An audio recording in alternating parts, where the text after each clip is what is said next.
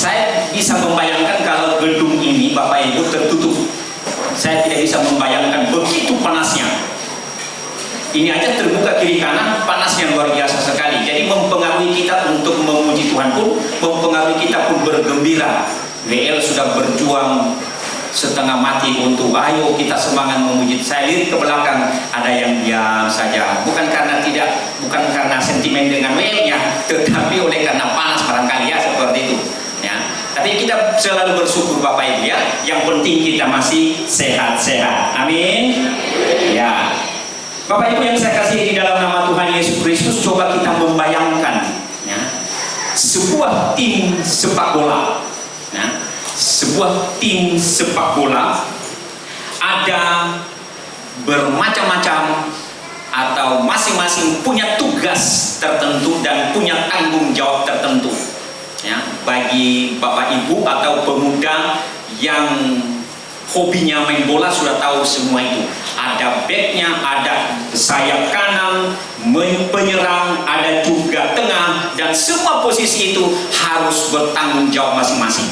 Tidak boleh sendiri-sendiri, tidak boleh berjuang hanya sendiri-sendiri, tetapi ada satu kekompakan di dalamnya. Supaya kenapa? Supaya terwujud apa yang menjadi cita-cita, yaitu kemenangan. Oleh sebab itu Ibu Bapak yang saya kasih di dalam nama Tuhan Yesus Kristus, begitu pula kita di dalam sebuah komunitas sekolah, begitu pula kita di sebuah komunitas gereja, bahkan keluarga. Kalau hanya berjalan sendiri-sendiri ya, bahkan terjadi di sana kekacauan, bahkan terjadi di sana konflik dan perpecahan. Tapi kalau hidup kita berakar dalam Kristus, kita bersama-sama maju sesuai dengan aturan Tuhan, maka kemenangan itu ada di pihak kita. Oleh sebab itu pada hari ini saya mengajak kita membaca satu tema atau membaca satu nats firman Tuhan di dalam Yohanes pasal yang ke-13 ayat 34 sampai ayat yang ke-35.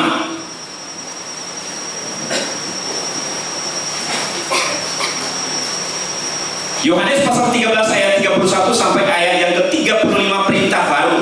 Sesudah Yudas pergi, berkatalah Yesus, sekarang anak manusia dipermuliakan dan Allah dipermuliakan di dalam dia.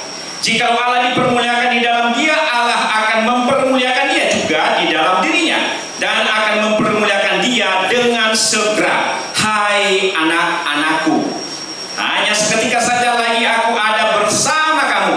Kamu akan mencari aku, dan seperti yang telah kukatakan kepada orang-orang Yahudi, ke tempat aku pergi tidak mungkin kamu datang. Demikian pula aku mengatakannya sekarang juga kepada kamu. Aku memberikan perintah baru kepada kamu, yaitu supaya kamu saling mengasihi, sama seperti aku telah mengasihi kamu. Demikian pula kamu harus saling mengasihi. Dengan demikian semua orang akan tahu bahwa kamu adalah murid-muridku, yaitu jikalau kamu saling mengasihi. Demikian jauh pembacaan firman Tuhan. Yang berbahagia adalah kita yang membaca, merenungkan, serta melakukan firman itu siang dan malam di dalam kehidupan kita. Kalau kita melihat cerita daripada nats ini, dimulai dari ayat 21 sampai ayat yang ke-31 ini berbicara mengenai bagaimana kegawatan pikiran Yesus ketika Yesus sudah hampir mencapai satu penderitaan, di mana Yudas di sana ya, orang yang dia kasihi, orang yang dekat dengan dia, orang yang pintar, bahkan diberikan satu kepercayaan kepadanya sebagai bendahara, mengkhianati Yesus pada saat itu. Nah, ketika Yudas mengkhianati Yesus pada saat itu, apakah Yesus marah kepadanya? Tidak ya. Justru murid-murid yang lain berkata, siapa dia? Jangan-jangan aku. Seperti itu. Karena kenapa? Murid-murid manusia biasa dan mereka tidak tahu siapa yang mengkhianati dia. Tetapi Yesus memberikan satu isyarat. Isyarat itulah yang membawa pemikiran murid-muridnya, bahkan semua yang ada di situ, mereka tahu bahwa Yudaslah orangnya itu. Ibu Bapak yang saya kasih di dalam nama Tuhan Yesus Kristus, kasih Yesus yang sempurna, pengkhianatan Yudas yang gelap, bahkan yang paling gelap. Ingat sekali lagi, kasih Yesus yang sempurna, pengkhianatan Yudas yang paling gelap. Tetapi kita bersyukur pengkhianatan Yudas itu bukan sekedar masalah yang luar biasa bahkan tragedi, tetapi bagian dari rencana Allah untuk memuliakan Yesus melalui salib itu sendiri. Barangkali kalau tidak, atau Yudas tidak melakukan hal demikian, Yudas tidak mengkhianati Yesus, ya, maka tidak genaplah firman Tuhan barangkali. Tetapi itu semua sudah diatur oleh Allah Bapa, sudah diberikan mandat kepada Yesus bahwa engkau harus melalui proses ini sampai engkau disalib untuk menyelesaikan tugas yang mulia itu. Apa yang menjadi makna daripada peristiwa dari ayat 31 sampai ayat yang ke-35? Sesudah Yesus pergi, berkatalah Yesus, sekarang anak manusia dipermuliakan dan Allah dipermuliakan di dalam dia. Saat Yesus, ada Yudas keluar, sekali lagi, saat Yudas keluar, Yesus berkata, ya, sekarang anak manusia dipermuliakan di dalam masalah yang dihadapi oleh Yesus. Disitulah Yesus dipermuliakan di dalam ayat yang ke-31, ya. Untuk dipermuliakan Yesus itu harus melalui salib, harus melalui penderitaan, baru genaplah firman-Nya itu sendiri. Setelah itu Yesus menyebutkan murid-muridnya pada saat itu, hai anak-anakku. Begitu luar biasanya kalimat itu. Kalau Bapak Ibu guru berkata kepada anak-anak, hai anak-anakku, ya, sedap pendengarannya, ya, seperti itu. Hanya seketika saja lagi aku ada bersama-sama dengan kamu. Kamu akan mencari aku, dan seperti yang telah kukatakan kepada orang-orang Yahudi, ke tempat aku pergi tidak mungkin kamu datang. Demikian pula aku mengatakan sekarang juga kepada kamu. Ketika Yesus memanggil hai anak-anakku, ada nada penuh kasih, ada rasa belas kasihan di sana, ada kasih sayang di sana. Seorang bapak memanggil hai anak-anakku, itulah kasihnya yang sangat luar biasa. Yesus tahu ia akan pergi dan meninggalkan murid-muridnya. Bahkan murid-muridnya dia berkata, tidak dapat engkau mengikut aku sekarang juga, karena yang saya lewati ini adalah penderitaan. Saya yakin engkau tidak mampu menderita seperti aku. Makanya dia katakan, ya, tidak dapat engkau mengikut aku sekarang ini. Karena Yesus pada saat itu memanggil murid-muridnya panggilan sebagai anak. Itu yang saya katakan tadi, bahwa ada rasa kasihan, belas kasihan, kasih sayang di dalamnya. Maka Yesus memberikan satu perintah kepada murid-muridnya. Perintah ini adalah sebuah perintah baru di dalam ayat yang ke-34. Aku memberikan perintah baru kepada kamu, yaitu supaya kamu saling mengasihi. Sama seperti aku telah mengasihi kamu, demikian pula kamu harus saling mengasihi. Kata mengasihi di sana adalah mengasihi tanpa balasan, ya. Mengasihi atau menunjukkan kasih, atau saling mengasihi satu dengan yang lain. Yesus memberikan satu perintah ini supaya para murid-muridnya pada situ harus saling mengasihi. Itu sebuah komunitas yang baik. Kasih Yesus yang ditunjukkan dengan kerendahan hati. Kalau kita melihat ayat-ayat sebelumnya, Yesus mengajarkan kepada kita satu keteladanan bagaimana dia itu rendah hati. Dia membasuh kaki murid-muridnya. Itu salah satu bukti bahwa Yesus adalah rendah hati. Dia memberikan ayat ini, atau dia mencatat ini di dalam Alkitab, atau Yohanes mencatat ini di dalam ayat 1-20 di sana. Kita melihat bagaimana pengorbanan Yesus itu sendiri. Dan itu sebenarnya keteladanan yang harus kita teladani sebagai anak-anak Tuhan, sebagai orang-orang yang percaya kepada Tuhan. Pengorbanan sampai di salib itu adalah sebuah standar kasih bagi sebuah komunitas murid-muridnya pada saat itu. Kasih inilah yang menjadi tanda identitas komunitas, atau kasih inilah yang menjadi tanda identitas para murid Kristus di mata dunia. kalau kita melihat kata semua di sini artinya setiap orang. Setiap orang harus melihat engkau mengasihi aku. Dengan kata lain, tanda utama seorang murid Kristus, kalau kita melihat Yudas tadi, orang pintar, orang yang dipercaya, dekat dengan gurunya. Apa yang kurang? Tapi identitas seorang murid Kristus bukan soal pengetahuan. Perlu pengetahuan, ya, sangat penting. Ilmu pengetahuan sangat penting. Bukan juga posisi. Diberikan satu posisi kepadanya sebagai bendahara. Tidak gampang sebuah organisasi memilih bendahara, itu tidak gampang. Itu orang yang dipercaya, bukan posisi, bukan juga status sosial, tetapi identitas sebagai seorang murid Kristus adalah melainkan kasih dalam sebuah komunitas.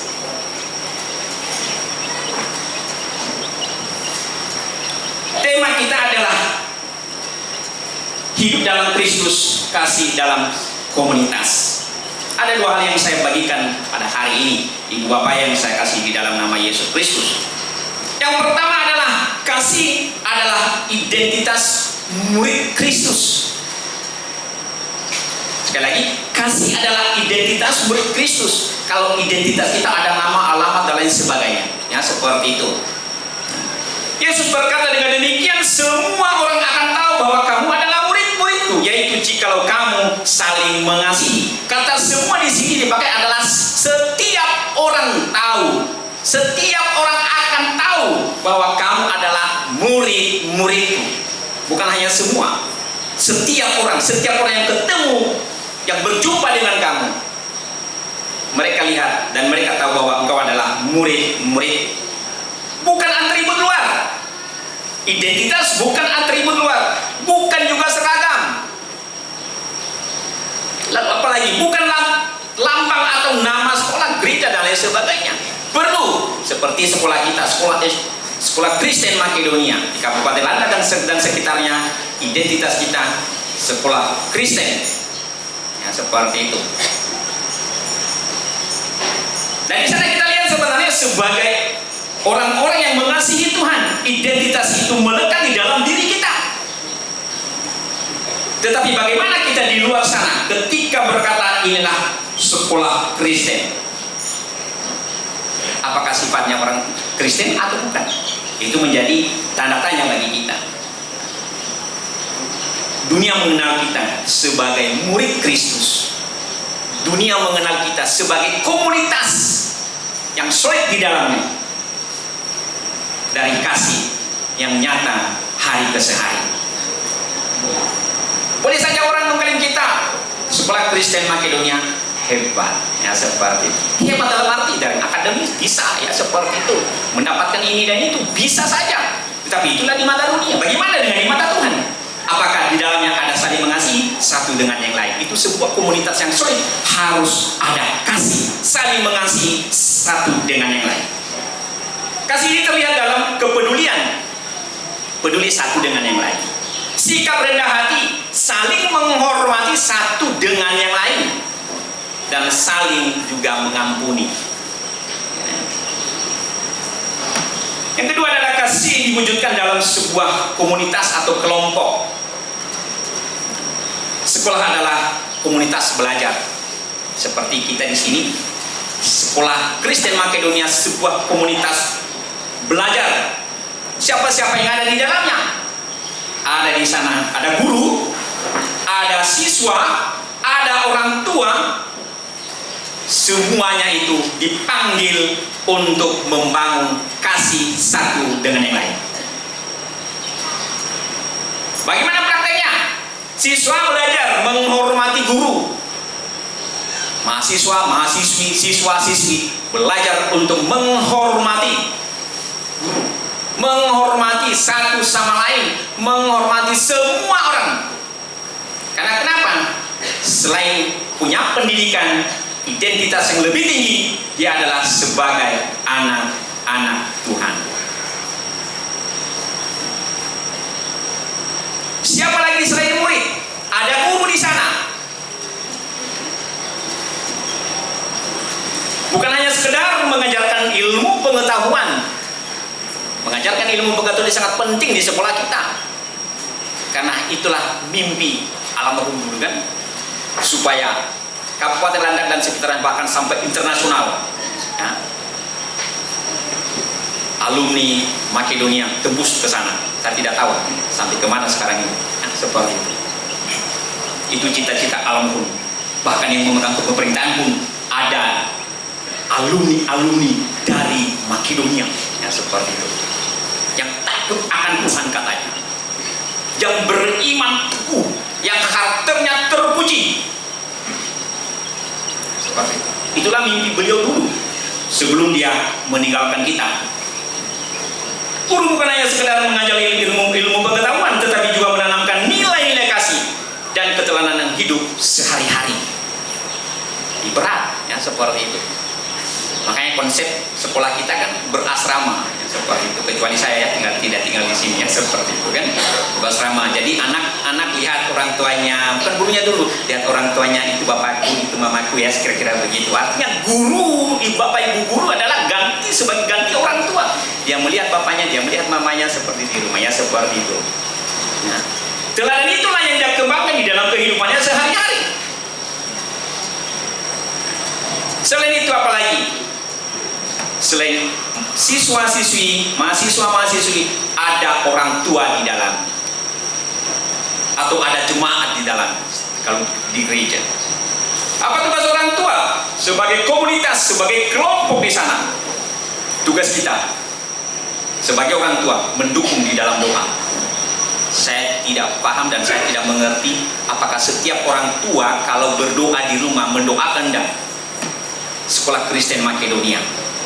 Saya boleh cross check dulu siapa yang biasa mendoakan Sekolah Kristen Makedonia, angkat tangan. 1, 2. Oke, terima kasih. Hanya bisa saya hitunglah sampai 20 orang lah, ya, seperti itu. Puji Tuhan juga, ya, sekalipun tidak, yang lain tidak. Ada, yang penting ada lah, ya, seperti itu. Doakan, jangan hanya doakan anakmu sendiri di sini, ya. Jangan berkati anugerah di sini Tuhan.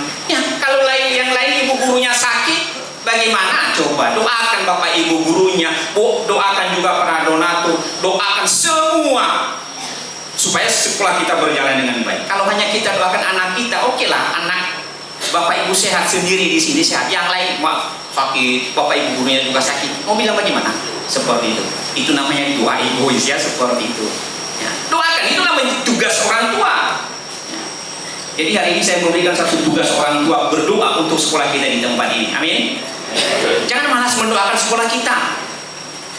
Seperti itu. Yang penting anakku lah sehat-sehat di sana, ya, seperti itu. Terserah kepala sekolahnya sakit, bahaya, ya, seperti itu kan. Ya. Yang penting anakku sehat. Itu namanya ego, namanya, ya, seperti itu. Bukan komunitas yang baik itu. Ya. Komunitas yang baik itu saling mendoakan satu dengan yang lain. Seperti itu. Oleh sebab itu komunitas sekolah yang penuh kasih akan menjadi kesaksian bagi masyarakat luar. Komunitas sekolah yang baik, yang penuh kasih akan menjadi kesaksian bagi masyarakat di luar sana. Masyarakat di luar sana, di sekitar kita, mereka berkata, wow, di sekolah ini bukan hanya pintar, tetapi juga penuh kasih. Di Sekolah Kristen Makedonia bukan hanya pintar, tetapi di dalamnya penuh kasih. Di Sekolah Kristen Makedonia bukan hanya pintar, tetapi saling menghormati satu dengan yang lain.